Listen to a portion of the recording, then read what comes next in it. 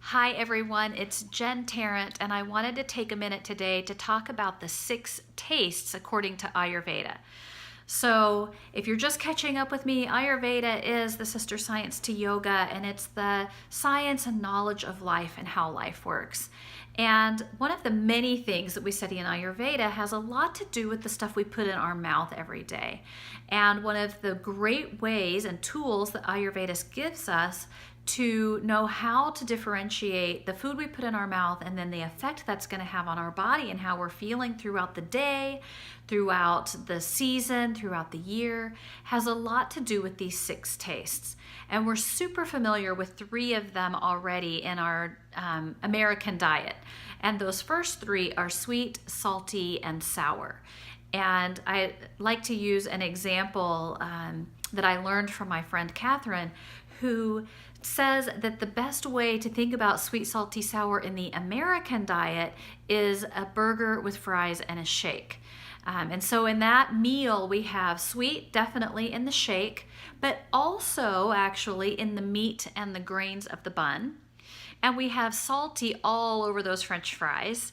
And then sour comes in a few of the different places in that meal. It could be in our condiments. So if you have ketchup and mustard on the burger, or you use ketchup for the French fries, or even if you have a pickle on your burger or served on the side, that's definitely the sour aspect.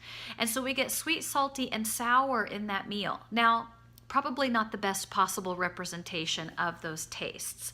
Some other ways to think about those tastes: for the sweet one, think about root vegetables, whole grains, definitely meats and nuts. And if you're thinking, I am nuts, saying that those things are sweet, just think back to a time when maybe you had to or chose to give up sugar for a while. And then remember how everything tasted different and you noticed a sweetness to foods that you had not noticed before. That's the actual sweet taste. Really and truly, sugar is a whole different animal in and of itself. So the sweet taste, we're looking at all of those other items, also including milk, and any kind of milk really has that sweetness to it. And then of course things like honey, stevia, those types of things as well. Then for salt, salt is salty, so that one's a pretty easy one. And then for sour tastes, we can also include some other foods that maybe you hadn't thought of before. One of the ones that I think is pretty common, but we don't really think of so much as sour, is onions. And you know how they make you cry, make your mouth water. That's a quality that indicates sour. Then the other 3, the 3 we're less familiar with, are bitter, pungent, and astringent. Bitter, pungent, and astringent. Bitter, the most common place we get bitter in our American diet is in coffee. It's bitter, especially when you drink it black, but the bitter taste is there no matter what you put in it. And that bitterness is a taste that we actually need. Again, there's probably better ways we could find the bitter taste. If you think about lots of greens that you would put in a salad, especially the ones that are kind of gnarly looking and have a lot of texture to their leafiness, and they're very bitter when you bite into them. That's a great place to get a bitter taste. Then our next one, so we have bitter, we have pungent. Pungent is something we could think of as spicy. So whatever's in that spice cabinet, most of those things are going to fall in the pungent category. So when you think about cooking up a meal at home, or you're preparing anything, breakfast, lunch, or dinner, think about what spices you could add in to add in some pungency to your meal, and that will help with balancing out the tastes in your diet.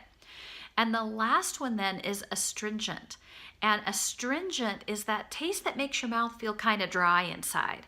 If you think about eating a baby spinach salad and it feels very dry when you chew those leaves, or beans also cause that same drying sensation in the mouth.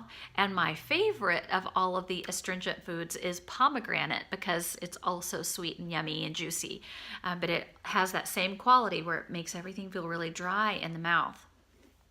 So without getting too deep into all 6 of the tastes, I think it's super helpful for us to realize in our traditional diet, we have opportunity, a plenty to have sweet, sour, and salty. So when we then look at those other three, bitter, pungent, and astringent, and look for ways to get those three into our diets on a daily basis and look for good, strong foods that have those qualities, this will go a long way towards helping us balance how we feel on the inside and how our body experiences this life. I hope that this was helpful information. I will talk to you again soon. Bye for now.